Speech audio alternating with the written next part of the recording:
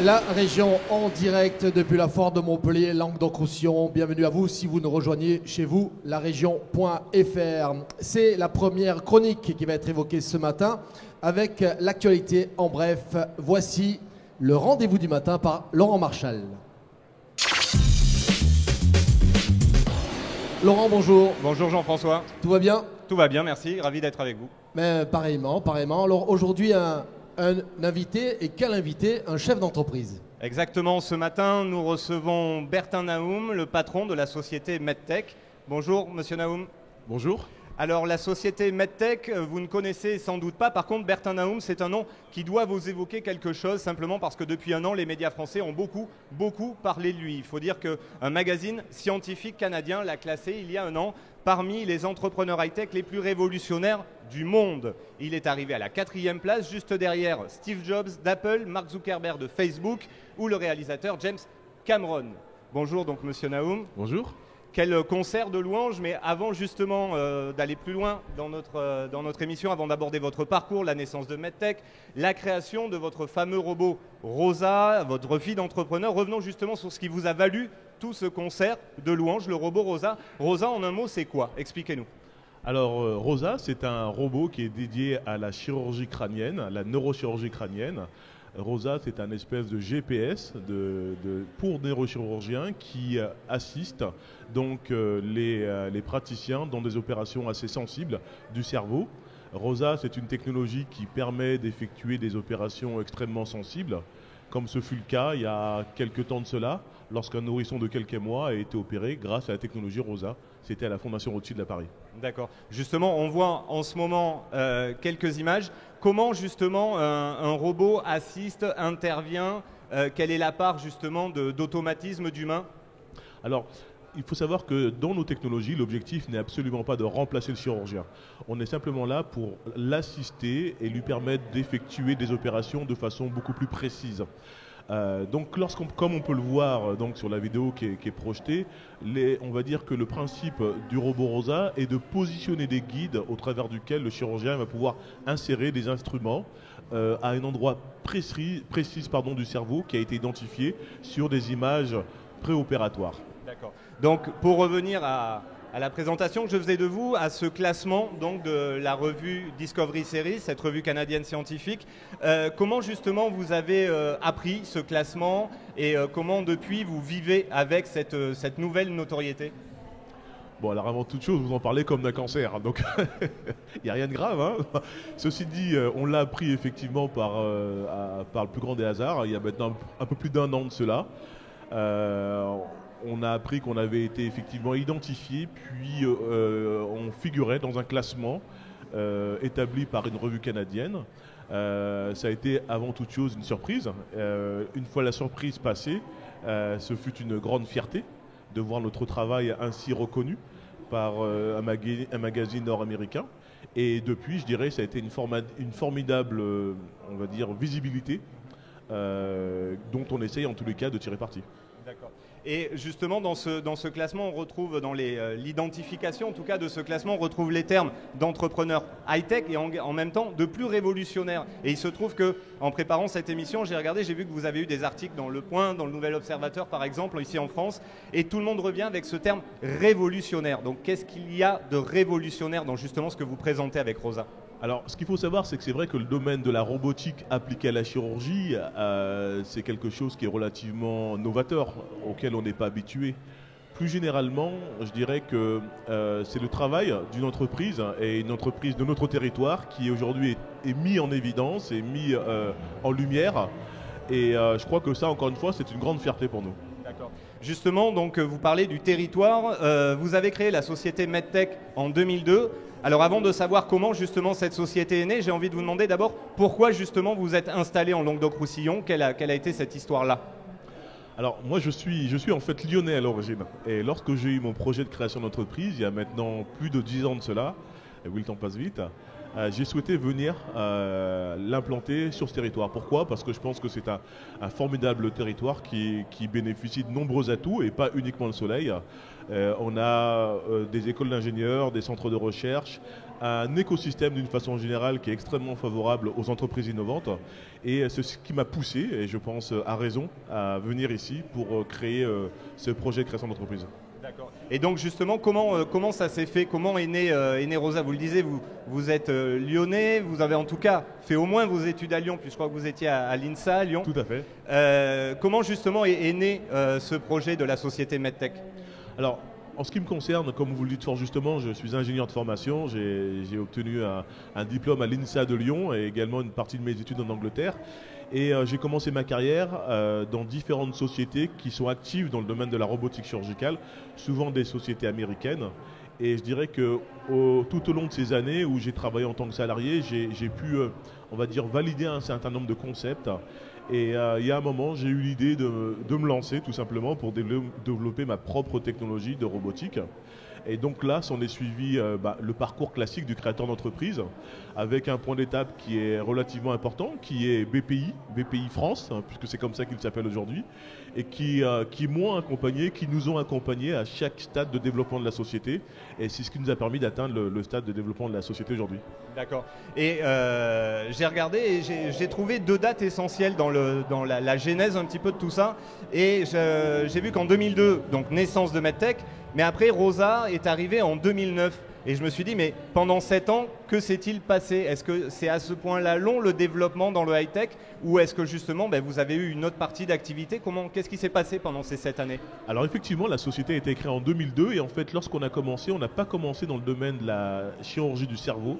On a commencé par la chirurgie orthopédique et en particulier la chirurgie du genou en développant un premier robot, le robot Brigitte, dont l'ensemble en fait, des brevets ont été rachetés par un grand groupe industriel américain, le groupe Zimmer, en 2006. Ce qui fait que donc en 2007, on est reparti à zéro. On a réinvesti le fruit de ces transactions dans un nouveau programme de recherche et c'est comme ça que le robot Rosa pour le crâne est né. D'accord. Et donc ce robot Rosa, vous nous l'avez indiqué tout à l'heure, il est plutôt axé sur la neurochirurgie, mais d'une façon générale, j'avais justement envie de revenir sur ce point. Vous n'avez pas eu que ce robot, vous venez de nous l'expliquer, mais surtout, expliquez-nous bien qui les utilise, comment vraiment c'est utilisé. On est bien d'accord, on l'a rapidement évoqué tout à l'heure, mais le patient n'est pas livré à une machine. Non, absolument pas. Je dirais que la robotique, d'une façon générale, est amenée à répondre au challenge, quadruple challenge, j'aurais envie de dire, de la chirurgie moderne. Ces challenges, quels sont-ils? Premièrement, d'une façon générale, on a un allongement, et ça c'est bien heureux, de l'espérance de vie, ce qui a pour conséquence une augmentation du volume de patients à traiter. Donc ça c'est le premier challenge. Le deuxième, c'est que les patients, d'une façon générale, sont de plus en plus exigeants pour de hauts niveaux de qualité de soins. Comme on le sait tous, d'une façon générale, on assiste à une pénurie de personnel de santé et de chirurgiens en particulier. Et enfin, il y a une tendance qui est très forte en chirurgie, c'est la chirurgie dite mini-invasive. D'ailleurs, ce terme un peu barbare. En fait, la tendance est de réduire la taille des incisions, puisque en réduisant la taille des incisions, il y a toute une série de bénéfices et pas uniquement esthétiques. Et donc, la robotique, d'une façon générale, est en tous les cas identifié comme étant une approche technologique qui est en mesure de répondre à l'ensemble de ces challenges de la chirurgie moderne. Donc c'est ce à quoi nous on s'attelle dans le domaine de la chirurgie crânienne pour commencer et à terme dans le domaine de la chirurgie de la colonne vertébrale, je pense qu'on en parlera également. Exactement. Donc en fait, est-ce que c'est finalement vous avez répondu à une attente forte de la part des chirurgiens ou est-ce que finalement c'est aussi votre innovation qui a incité les chirurgiens à aller plus loin justement dans le côté high-tech de leur pratique? Comment ça s'est passé? Alors c'est vrai que c'est une espèce de danse, un tango à deux, c'est-à-dire que c'est un mouvement d'aller-retour entre d'un côté des chirurgiens, notre capacité à comprendre la problématique chirurgicale, les tendances, les évolutions de la chirurgie et en même temps, c'est notre rôle en tant que technologue d'être capable d'identifier ce que la technologie est en mesure d'apporter en termes d'assistance et d'amélioration de l'acte chirurgical. Donc c'est vraiment, je dirais, un mouvement de va-et-vient entre les utilisateurs et les technologues que nous sommes.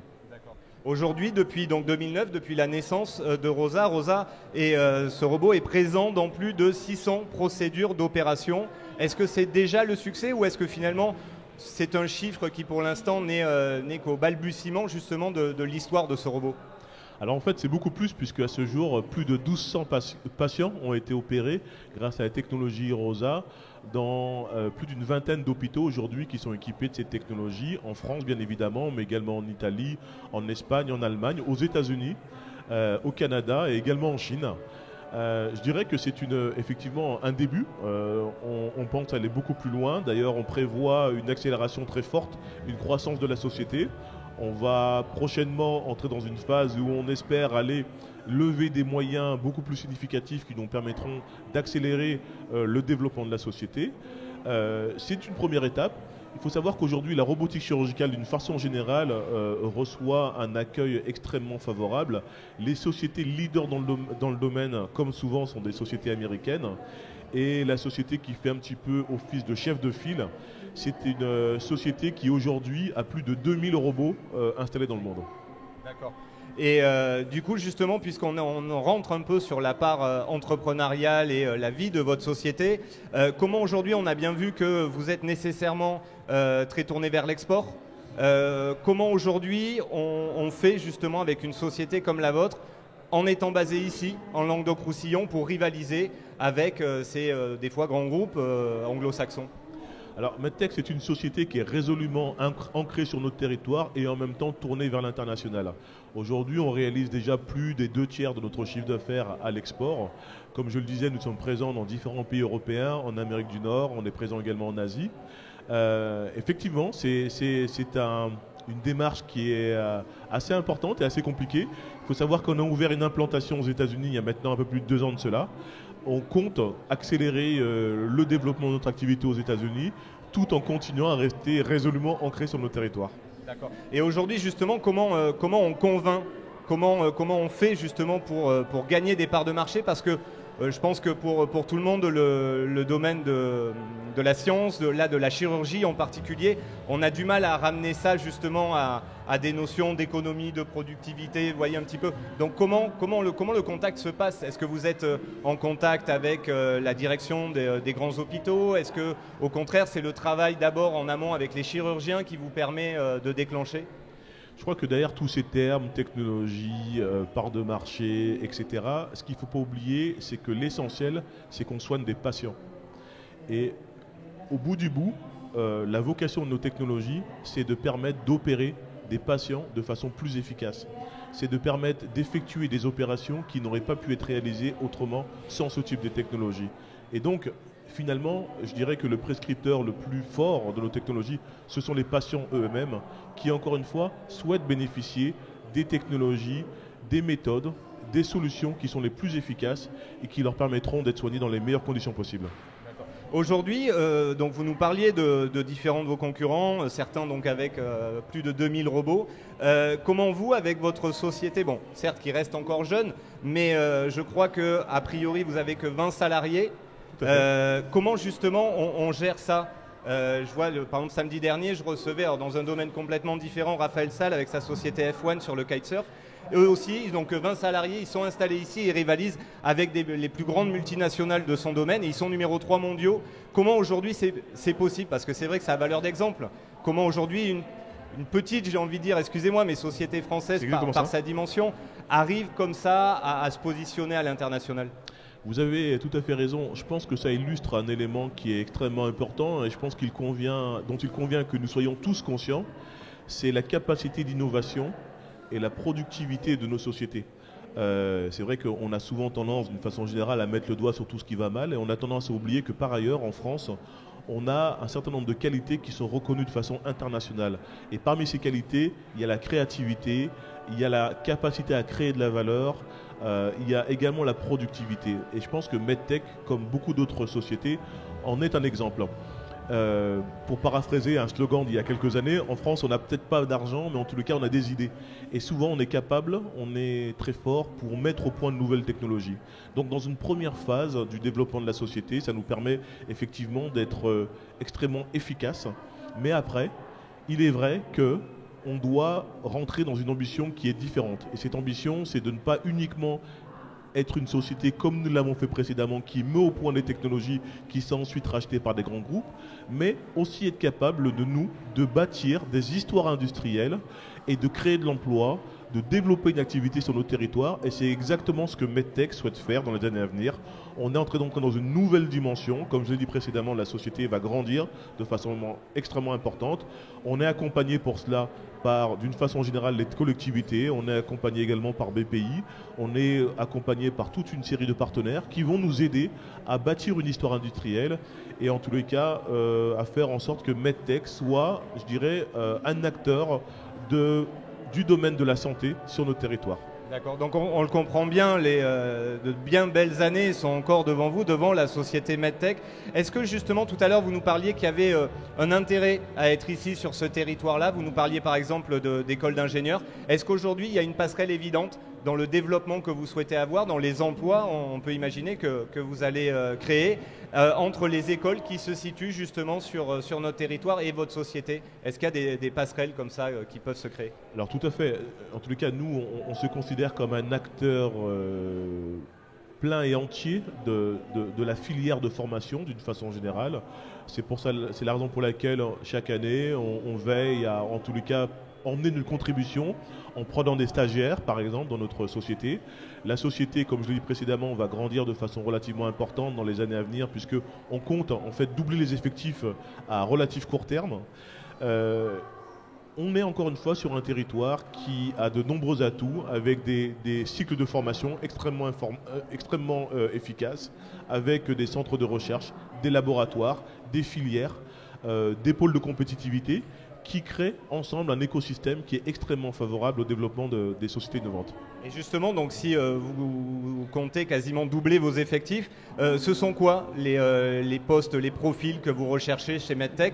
Parce que c'est vrai que quand on voit ça un petit peu de loin, on se dit mais comment un jeune peut débarquer chez vous finalement? On a l'impression qu'il faut des cursus particulièrement longs.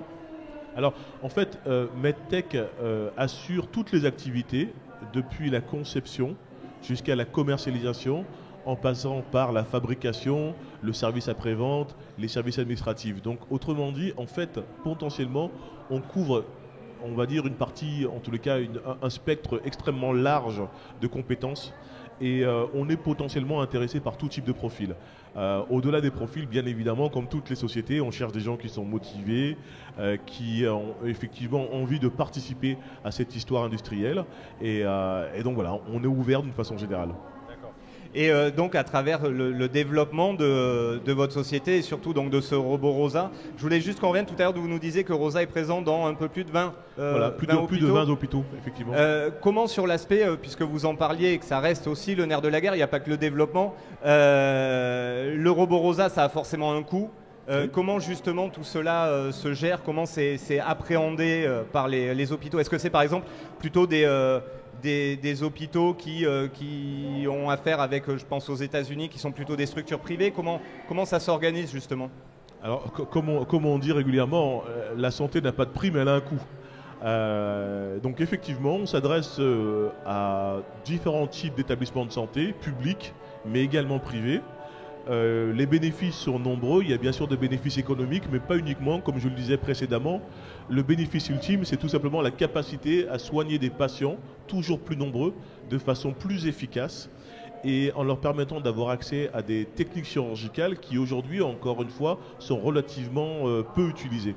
Donc je crois que c'est vraiment le bénéfice qui est le plus important, et on espère, au travers de nos technologies, permettre de diffuser de nouvelles techniques chirurgicales qui souvent sont développées et inventées par des chirurgiens français et qui ont besoin d'outils, d'assistance tels que les robots pour être diffusés au plus grand nombre. Avec Rosa, donc vous êtes axé sur la neurochirurgie. Est-ce que demain, est-ce que Rosa a déjà un successeur? Et est-ce que demain, Rosa ou un autre robot peut justement s'attacher à d'autres chirurgies? Je pense par exemple à la chirurgie de la colonne vertébrale. Tout à fait. Comme je le disais précédemment, nous avons commencé par la chirurgie du genou. Aujourd'hui, nous sommes dans la chirurgie du cerveau et effectivement, on a lancé depuis maintenant un certain temps un nouveau programme de recherche qui vise à étendre l'utilisation de notre robot Rosa à l'un des domaines de la chirurgie qui est certainement le plus important en volume, qui est la chirurgie de la colonne vertébrale. Le mal du dos, le mal du siècle, on le sait, c'est un domaine où il y a un nombre très important de patients à traiter, des besoins qui sont extrêmement importants, et nous, on pense qu'au travers de nos technologies, on est en mesure d'aider la diffusion de techniques beaucoup plus efficaces et je dirais beaucoup moins pénalisantes pour les patients. Et avant d'appeler Fabien qui chaque jour nous rejoint en fin d'émission, je voulais simplement terminer et vous demander, vous avez reçu dernièrement la Légion d'honneur des mains de Fleur Pellerin, la ministre, et elle vous a cité en exemple, je me permettrai juste de rapporter ses propos, elle a dit Bertin, vous êtes l'exemple que tout est possible, qu'il n'y a pas de déterminisme pour faire les entrepreneurs et les innovateurs dans notre pays, notre économie en a besoin. Comment vous avez pris cela ? Écoutez, c'est toujours difficile de parler de soi-même. Je dirais simplement que c'est un honneur et puis ça a été une réelle joie de se voir ainsi décoré et reconnu dans son travail. Donc je demande maintenant à Fabien de nous rejoindre pour savoir quelles ont été ce matin les réactions sur Twitter. Bonjour Laurent, bonjour à tous, bonjour Bertin Naum. Bonjour. Donc sur Twitter, quelques réactions. Ça a été évoqué un petit peu déjà pas mal, mais la première réaction, c'est Stéphane Cuti qui la pose. En quoi votre robot est révolutionnaire ? Alors, précisément, qu'est-ce qui fait la différence ? La différence, c'est qu'elle tient, je dirais, premièrement, au type de technologie qu'on utilise. C'est-à-dire que les robots sont encore à ce jour utilisés de façon extrêmement confidentielle dans les blocs opératoires. Plus spécifiquement, dans le domaine de la chirurgie crânienne, notre robot est révolutionnaire dans la mesure où il permet d'effectuer des opérations de façon extrêmement sécurisée. Et comme ce fut le cas, lorsque un nourrisson de quelques mois a été opéré grâce à la technologie ROSA, au travers d'une technique qui n'aurait pas pu être appliquée habituellement sur un patient si jeune. C'est de la haute précision, quoi. C'est de la haute précision, c'est de la sécurisation dans le geste opératoire. Une deuxième question, Emmanuel Gibert. Alors là, c'est peut-être la science-fiction, mais peut-on imaginer un jour un robot qui pratique la microchirurgie sans assistance humaine ? Alors c'est vrai que dès qu'on parle de robot, on a un petit peu ce fantasme du robot qui va remplacer le chirurgien. En ce qui me concerne, je ne suis pas sûr que l'objectif ce soit à ce niveau-là. Les robots sont surtout là pour assister les chirurgiens. Je dirais un petit peu comme l'ABS ou un petit peu comme le pilote automatique. Ce type d'assistance n'ont pas vocation à remplacer l'opérateur, mais plutôt à l'aider à effectuer son acte de façon plus efficace. D'accord, vous n'avez pas vocation à vous orienter vers ce type de robot alors ? Pas pour tout de suite en tous les cas. Et une dernière réaction peut-être, Fabien ? Alors rapidement, un peu d'humour peut-être. À quand un déménagement dans la Silicon Valley ? Je crois que c'est une question qu'on nous a posée à plusieurs reprises. Nous sommes déjà implantés aux États-Unis puisque nous avons donc une filiale près de New York. Comme je le disais précédemment, nous sommes une société qui est résolument implantée sur notre territoire, même si encore une fois, nous sommes tournés à l'international. Juste peut-être pour rebondir, on conclura là-dessus, est-ce que justement c'est une réelle volonté de votre part, vous le patron de MedTech, de rester ici ? Et est-ce que cette volonté, j'ai envie de dire, a un prix ou est-ce que ça se paye ? C'est-à-dire comment on fait pour forcer finalement peut-être le destin ? Parce qu'on se rend compte, c'est vrai que souvent, hélas, les gens s'en vont. Non, je crois que c'est pas. Je ne me force pas du tout. Je crois que je suis plutôt opportuniste dans la mesure où, contrairement à ce qu'on aurait tendance à penser, en fait, en France, d'une façon générale, et en particulier sur notre territoire, pour des sociétés innovantes telles que les nôtres en particulier, on a un écosystème qui est extrêmement favorable.